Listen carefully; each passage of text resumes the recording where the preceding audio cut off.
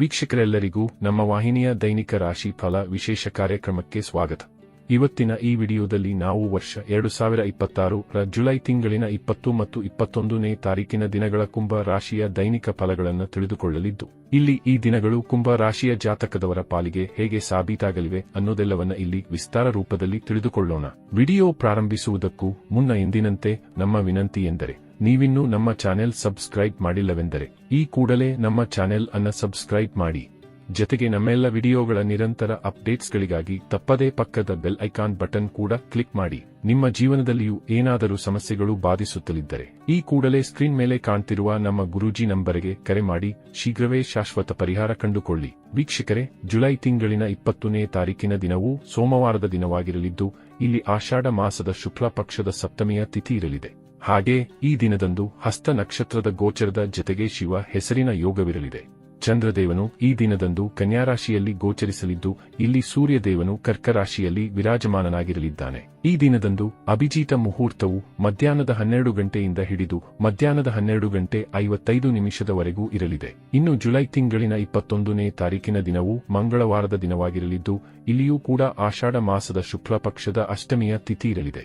ಹಾಗೆ ಈ ದಿನದಂದು ಚಿತ್ರ ನಕ್ಷತ್ರದ ಗೋಚರದ ಜತೆಗೆ ಸಿದ್ಧ ಹೆಸರಿನ ಯೋಗವಿರಲಿದೆ.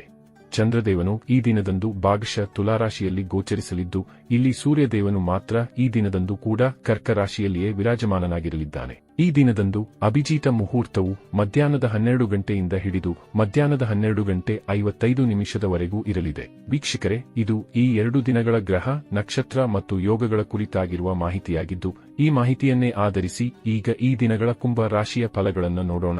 ಮೊದಲಿಗೆ ಇಲ್ಲಿ ಜುಲೈ ತಿಂಗಳಿನ 20ನೇ ತಾರೀಕಿನ ದಿನದ ಕುಂಭ ರಾಶಿಯ ದೈನಿಕ ಫಲಗಳನ್ನು ತಿಳಿದುಕೊಳ್ಳುವುದಾದರೆ, ಈ ದಿನದಂದು ಚಂದ್ರದೇವನು ಕನ್ಯಾರಾಶಿಯ ಮೂಲಕ ನಿಮ್ಮ ಅಷ್ಟಮ ಭಾವದಿಂದ ಗೋಚರಿಸಲಿದ್ದಾನೆ.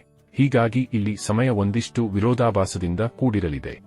ಆದಾಗ್ಯೂ ಈ ವಿಶೇಷ ಸಮಯದಲ್ಲಿ ರೂಪುಗೊಳ್ಳಲಿರುವ ವಿಪರೀತ ರಾಜಯೋಗದ ಕಾರಣ ಗುಪ್ತಧನದ ಪ್ರಾಪ್ತಿ ಉಂಟಾಗಬಹುದಾಗಿದೆ. ಜತೆಗೆ ಇಲ್ಲಿ ನಿಮಗೆ ಐಟಿ ಸೆಕ್ಟರ್ನಿಂದ, ಆನ್ಲೈನ್ ಬಿಸಿನೆಸ್ನಿಂದಾಗಿ ಮತ್ತು ಆಮದು ರಫ್ತು ಕ್ಷೇತ್ರದಿಂದಾಗಿ ಸಾಕಷ್ಟು ಲಾಭದ ಪ್ರಾಪ್ತಿ ಉಂಟಾಗಲಿದೆ. ಜತೆಗೆ ಇಲ್ಲಿ ನಿಮಗೆ ವಿದೇಶಿಯ ಕಂಪನಿಯಿಂದಲೂ ಧನ ಸಂಪಾದನೆ ಮಾಡುವ ಹಲವು ಅವಕಾಶಗಳು ಲಭಿಸಲಿವೆ. ಅಲ್ಲದೆ ಇಲ್ಲಿ ನೀವು ಈ ಹಿಂದೆ ಮಾಡಿದ್ದ ಹೂಡಿಕೆಗಳು ಕೂಡ ಲಾಭದಾಯಕವಾಗಿ ಸಾಬೀತಾಗಲಿವೆ. ಆದರೆ ಇಲ್ಲಿ ನೀವು ಹೊಸ ಹೂಡಿಕೆಯಿಂದ ದೂರವಿರಬೇಕು.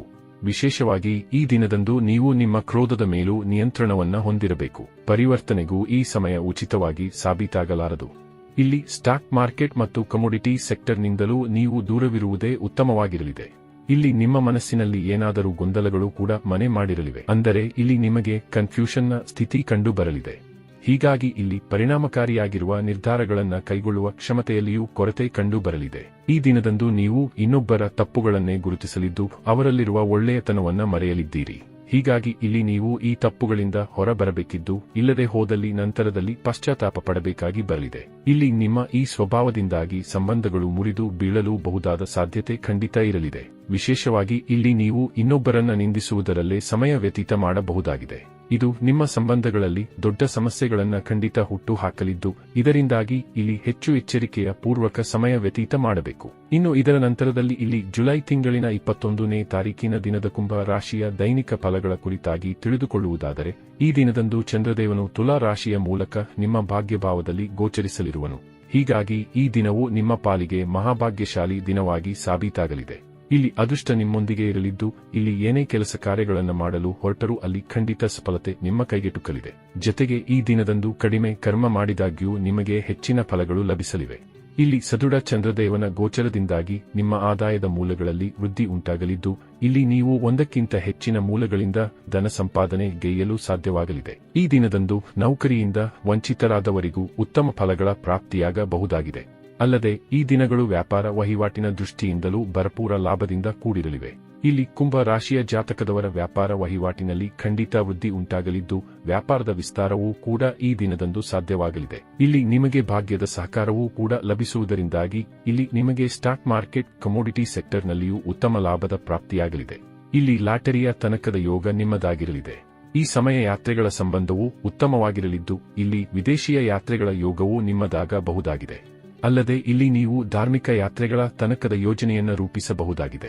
ಇನ್ನು ವಿದೇಶಿಯ ಮೂಲದಿಂದಲೂ ನಿಮಗೆ ಉತ್ತಮ ಲಾಭದ ಪ್ರಾಪ್ತಿಯಾಗಬಹುದಾಗಿದ್ದು, ಇಲ್ಲಿ ಯಾರು ವಿದೇಶೀಯ ಕಂಪನಿಯಲ್ಲಿ ಕಾರ್ಯನಿರ್ವಹಿಸುತ್ತಲಿದ್ದಾರೋ, ಯಾರೋ ವಿದೇಶದೊಂದಿಗೆ ವ್ಯಾವಹಾರಿಕ ಸಂಬಂಧವನ್ನು ಹೊಂದಿದ್ದಾರೋ ಅವರ ಪಾಲಿಗೆ ಮಾತ್ರ ಇಲ್ಲಿ ವಿದೇಶದಿಂದ ಹಣದ ಸುರಿಮಳೆಯೇ ಉಂಟಾಗಬಹುದಾಗಿದೆ. ಒಟ್ಟಾರೆಯಾಗಿ ಇಲ್ಲಿ ಪ್ರಾರಂಭದ ಒಂದು ದಿನ ಕೊಂಚ ವಿರೋಧಾಭಾಸದ ಫಲಗಳು ಲಭಿಸಿದರೂ ಸಹ ನಂತರದಲ್ಲಿ ನಿಮಗೆ ಖಂಡಿತ ವಿಶೇಷ ಶುಭ ಫಲಗಳು ಲಭಿಸಲಿವೆ. ವೀಕ್ಷಕರೇ, ಇದು ಈ 2 ದಿನಗಳ ಕುಂಭ ರಾಶಿಯ ದೈನಿಕ ಫಲಗಳ ಸಂಪೂರ್ಣ ಮಾಹಿತಿ.